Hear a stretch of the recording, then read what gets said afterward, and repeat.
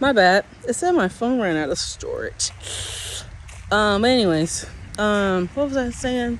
Oh yeah, so I astral projected out of my body. I was fully awake, and I walked through the walls, and it was throwing me off because through my walls is some stairs. So I'm like, I ain't fall down those stairs, no hiccup or nothing. I just kept walking. So I found her, and she was sitting in this dark corner. I don't know where we was at. It was like a big open space, but it was just darkness. And she was sitting there crying.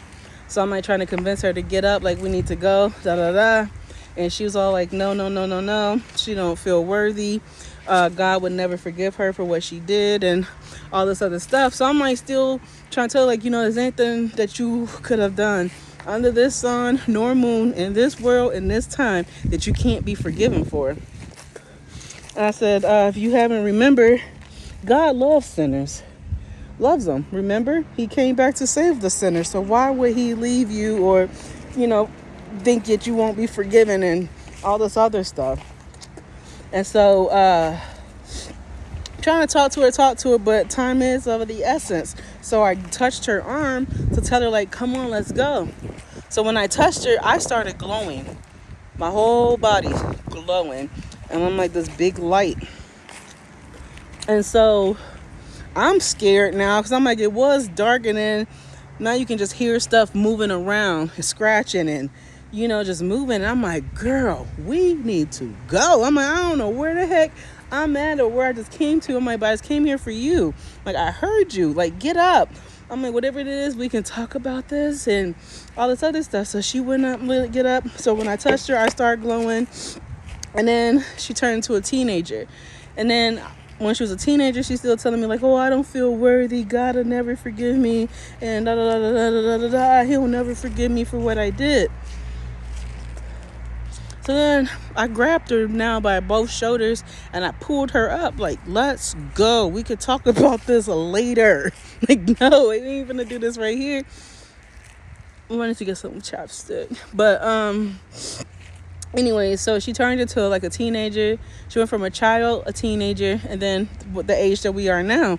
And she's still saying the same thing. So I'm like, whatever. I got her to go with me, walk back through my wall. I got back in my body. So I said, let me text her. And I said, you know what? I'm going to call her because this don't have to be talked. This can't be over text. So I called her. I'm like, what's going on with you? She was like, what do you mean? I said, is everything okay?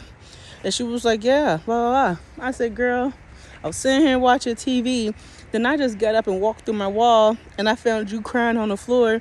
And I ain't going to tell you everything she said, but I'm like, just what I just told y'all, like, I feel how she felt worthless and she didn't feel worthy and all this other stuff. And I told her, she said, just now, I said, girl, yeah. So what the fuck is happening with you? And like, or whatever I said, because I'm like, that type of energy, it pulled me out of my body and I didn't even know I was finna leave. And I'm like, it's something. And she was like, I just got done crying and praying to God. And she's like, everything that you just said, she's like, that's why I'm stuck right now. She's like, I literally just got done saying that to God. So I was just like, huh? She's like, yeah, I was praying. I said, huh? I said, how did I hear? I'm like, what do I, like, I'm like, what? And I'm like, that still have a hard time wrapping my head around that situation. But she was like, verbatim, what I told her is what she just got done praying. I said, well, whatever it is. I said, you will be forgiven. I said, you need to forgive yourself. Give yourself some grace and this, that, and the other. I'm like, whatever you did or think you did or da da da, I'm like, you don't have to tell me, like, I don't need to know every single thing about you, but you gonna be fine. Like, you being harder on yourself than da da da da. And I'm like, I started telling her about this little Helen Baylor song I used to listen to, The Sea of Forgetfulness, 70 times 7. Like, girl, you gonna be good.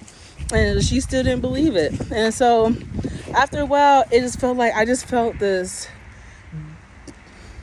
difference between us. I can't really put it into words. And it's kind of like I wanted more for my life. I wanted to explore my spirituality more, and she just wanted to stay the same. And then it's like me being her friend, I felt like, because when I met her, did I have a hard life, man, growing up. But when I met her, I felt like she was just like the angel in disguise, because she just like she helped me through like a lot of hard times, and I'm like, I always thank God for her, and I'm like, I feel like, you came into my life for a reason, and I'm like, I'm just always grateful for her.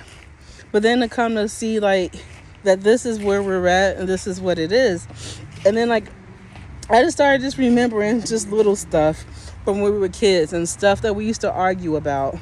And it will always be something. And even when I was not in the wrong, I would still apologize because she was that comfort that I needed.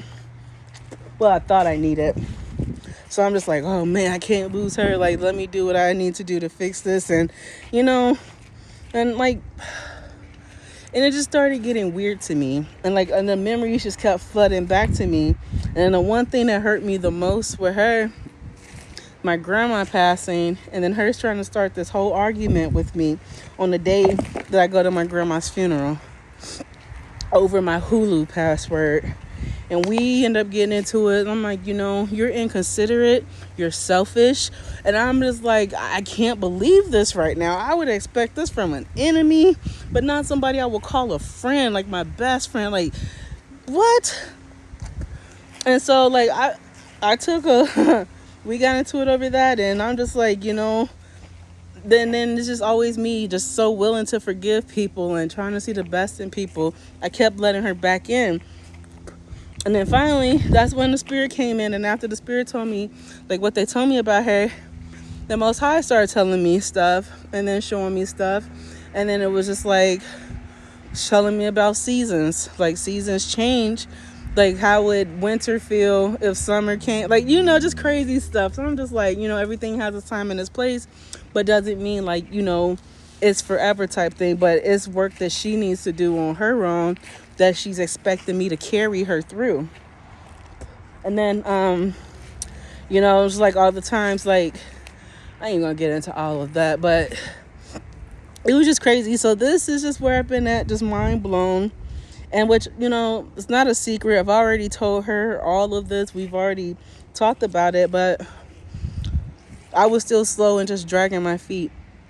But it's like the more that I kept seeing like different things in her, I'm like, she really likes it here. Like, she likes where she's at.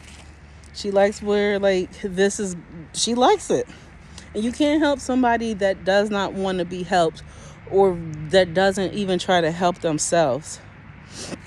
And that's why I had to learn. It's like, I can't carry her on my back, or it's going to be just like that dream. She's going to take me and throw me over. And then she's going to step up off that little piece of platform that she was standing on the whole time.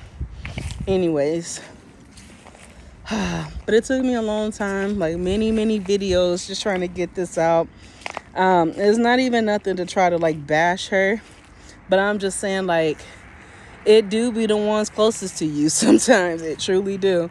It could be family, because I've had family too. Well, I have family. There are karmics in my life as well, and they disguise themselves, but I can see through masks. Energy never lies. And like, people say one thing with their mouth, and I'll just say okay, but I know the energy signature is just that. And that's one of the things my grandma has taught me how to do since she's been on the other side, is to read energy. How to like, because I'll tell you this too, my dad's side of the family, I was just gonna go in the house like, I have to come out here and make videos because it'd be so loud in there.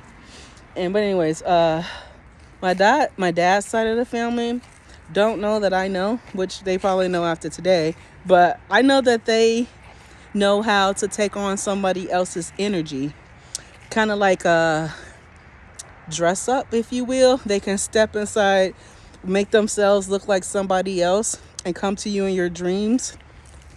They do some weird shit, man. Like, I'm not even kidding. That's why I don't like.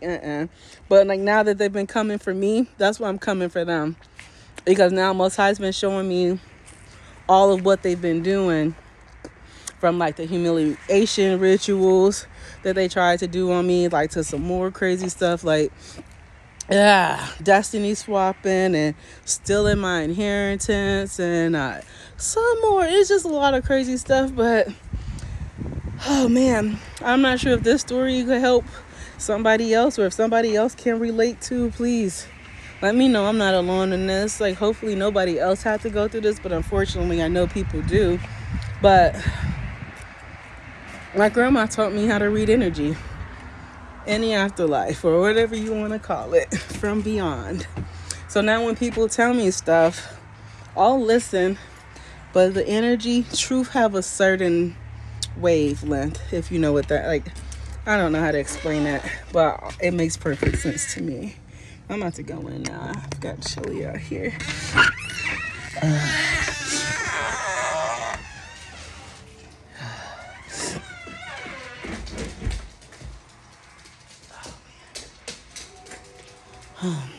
Yeah, so she's taught me how to like read energy, see through mask disguises, and amongst other things.